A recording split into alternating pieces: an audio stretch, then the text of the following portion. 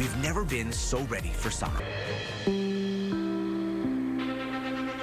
This is an NBC News special report. Here's Lester Holt.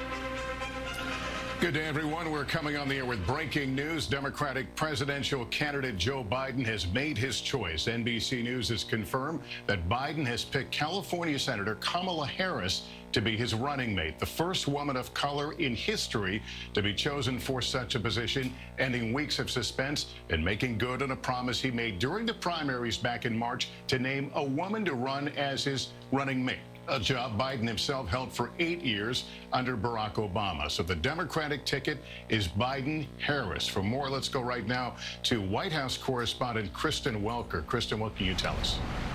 Well, Lester, as you say, this is an historic pick by former Vice President Joe Biden, picking the first African-American female to be a running mate on a presidential ticket, and it comes after weeks of deep deliberations. She is, of course, a senator from California. She is someone who was in the primary running for president herself, and of course, we all remember that first debate when she took sharp aim at the former vice president, and that was something that really rankled some of Biden's supporters, and something that was focused on during this process, something that he and his family certainly spent a fair amount of time thinking about. Is she someone who can be trusted and loyal? And ultimately, clearly, Biden making the decision that this is the person who is going to be the strongest running mate and person to serve with him if he does, in fact, win the White House. Now, what are some of the strengths of Senator Harris from the perspective of Joe Biden? She is someone who is tested, Lester, not only on the national stage in terms of having run for Senate, she's run a national campaign for president herself. So she's someone who has been under that type of fire. She's someone who brings a strong debate performance to the table, someone who they thought will be a formidable candidate against Vice President Mike Pence on the debate stage. So those are among the things that we are told are the reasons that Biden determined to pick Senator Harris. And again, this is going to be an historic pick. Biden was getting a lot of pressure to choose an African-American running mate in recent weeks, not only in the wake of protests nationwide in which people have been calling for change, but also because a lot of African-Americans feel as though this is an inflection point in the nation's history. Now, I am told that is just one of the reasons that Biden decided to pick Harris. This is someone with whom he feels he's not only going to have a strong partner on the campaign trail, but once he is in the White House. Lester. All right, let's go to Andrea Mitchell right now, our chief Washington correspondent. Andrea, if you can manage to look through the lens of the campaign and why she makes sense to Joe Biden. Well, she makes sense, first and foremost, because he feels she will be a good governing partner. She has charisma. She's 55 years old, more than 2 decades younger than he is. She is the future, being positioned as the future of the Democratic Party. She had a big launch back in 2019 in Oakland. 20,000 people gathered there. She is a good campaigner, although her own campaign for president faltered and she had to drop out. She's been loyal to him since they last campaigned together on March 9th, and she's someone who he feels can bring a lot of energy to the ticket. She is the first black woman on the ticket for vice president. That is significant. Earlier today, Senator Coons, one of his close friends and colleagues from Delaware, said this is going to be an historic choice. And I said, well, there have been women before, not a black woman, and he's faltered because of the announcement wasn't ready to come out. But clearly there's been a lot of pressure, certainly the advice of Jim Clyburn, who actually rescued the Biden campaign during the primary with that huge victory in South Carolina that really put it on its track to getting the nomination, to at least being the presumptive nominee and defeating all of the competition. Also, the time is right. The Biden people have put out a statement in which Joe Biden says in this prepared statement, I need someone who understands the pain that so many people in our nation are suffering, whether they've lost their job, their business, a loved one to this virus. The president says he doesn't want to be distracted by it. He doesn't understand that taking care of the people of this nation, all the people, isn't a distraction. It's the job Kamala understands that. And also, he says in this written statement, I need someone who understands that we are in a battle for the soul of this nation, and that if we're going to get through these crises, we need to come together and unite for a better America. Kamala gets that. And so he's speaking to, if you recall, the very launch of his campaign back in April of 2019, where he said we were fighting for the soul of America, and he focused on Charlottesville. He has, since long before the racial reckoning, been focusing on the battle for real justice and human rights. And he believes that certainly that a black woman would bring him that quality, and this is an historic moment. Also, there's been a lot of pressure in the last 24 hours, Lester, with 100 black men, prominent men, signing a statement that this is the time, not that it should be a black person, but that it has to be a black woman. And this is following black women who have been the core, the base of Joe Biden's constituency politically forever.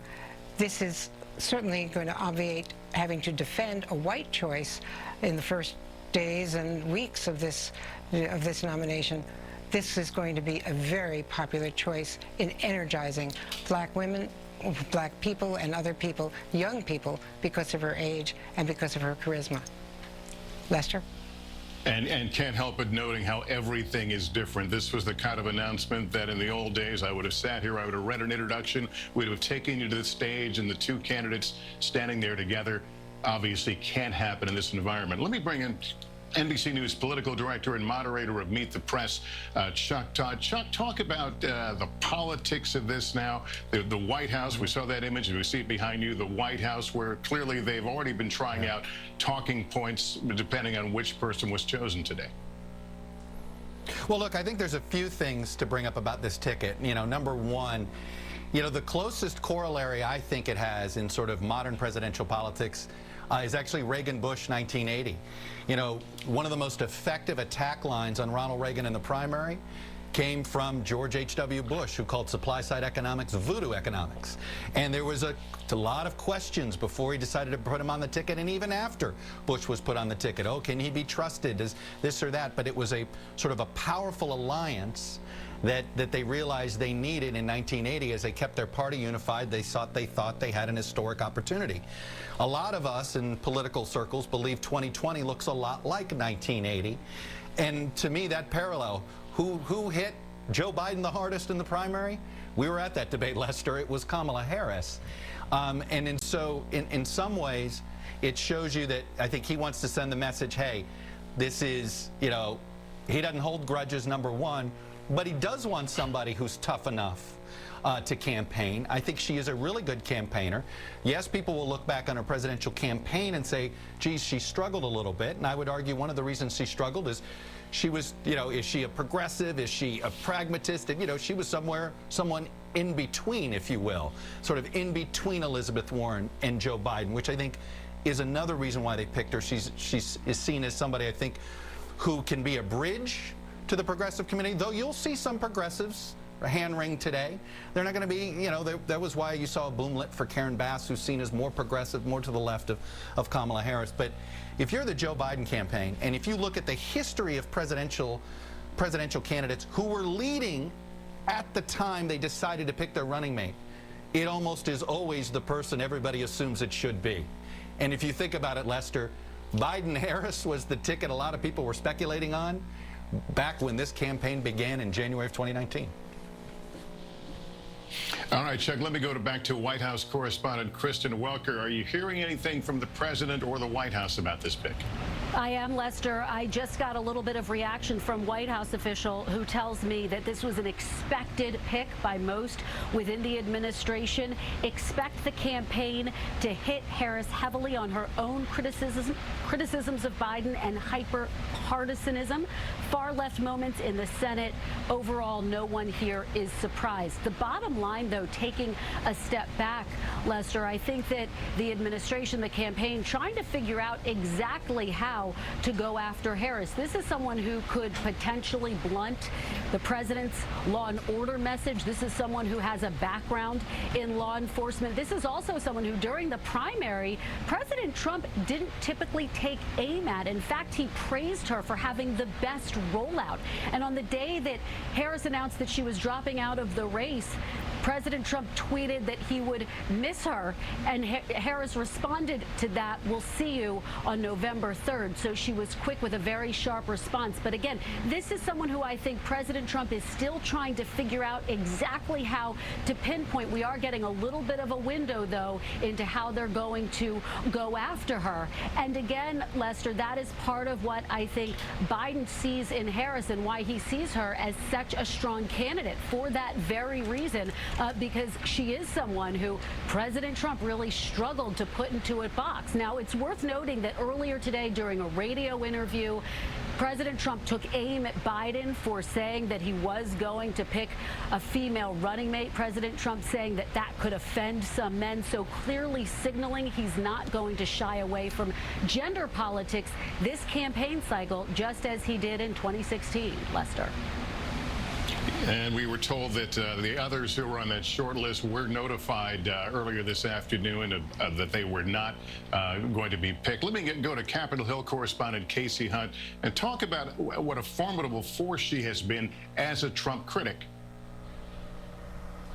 She really has been, Lester, and she came to Capitol Hill relatively recently. She's just been in the Senate for a few years, but she quickly established herself as one of the sharpest and highest profile questioners of Trump administration appointees, judicial appointees, and others. And she's really molded kind of a modern both way of holding the Senate seat, but also campaigning for president. And I interviewed her several times as she contemplated her 2020 bid. She focused quite a bit, for example, on migrant Americans, immigrants, particularly as the Trump administration was separating children from their families. And she's developed a reputation as somebody who really digs in behind the scenes. She's personable. She develops personal relationships that then she's able to rely on as she tries to achieve her political goals. And one thing I would highlight too, Lester, is she's not been afraid to portray herself as ambitious.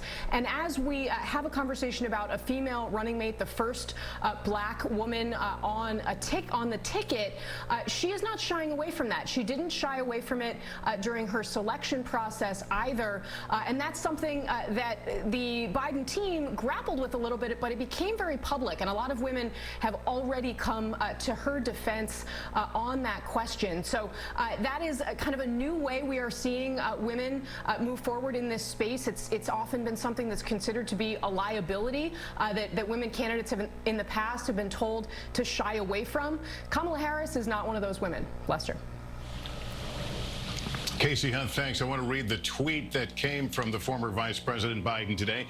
He said, "I have the great honor to announce that I've picked Kamala Harris, at Kamala Harris, a fearless fighter for the little guy and one of the country's finest public servants, as my running mate." He goes on to say, "Back when Kamala was Attorney General, she worked closely with Beau. I watched as they took on the big banks, lifted up working people, and protected women and kids from abuse." The tweet goes on to say, "I was proud then, and I'm proud now to have her as my partner in this campaign." Again, in these COVID days, the announcement coming via tweet. So to repeat, Joe Biden has chosen California Senator, former prosecutor, and former primary opponent Kamala Harris as his running mate. It's a historic choice of an African-American woman as a candidate for Vice President of the United States. We hope you'll stay with us for further developments in this breaking story.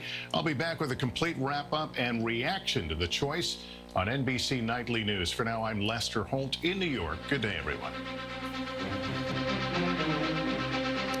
You have been listening to an NBC News